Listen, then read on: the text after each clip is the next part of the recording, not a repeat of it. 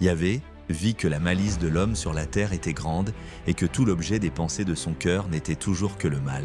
Genèse 6:5. Le mal, c'est-à-dire le désir de devenir un peuple égal à ses créateurs, un peuple scientifique et indépendant. Le bien pour eux était que l'homme demeure un être primitif, végétant sur la terre. Le mal était qu'il veuille faire des progrès, risquant un jour d'être en mesure de rejoindre ses créateurs. Ils décidèrent donc de leur lointaine planète de détruire toute vie sur la Terre en envoyant des missiles nucléaires. Mais les exilés, prévenus de la chose, avaient demandé à Noé de construire une fusée qui devait tourner autour de la Terre durant le cataclysme, contenant un couple de chaque espèce à sauvegarder.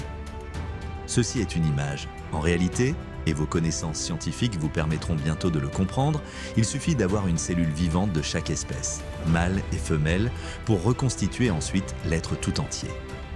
Un peu comme la première cellule vivante d'un être, dans le ventre de sa mère, possède déjà toutes les informations pour faire un jour un homme jusqu'à la couleur de ses yeux ou de ses cheveux.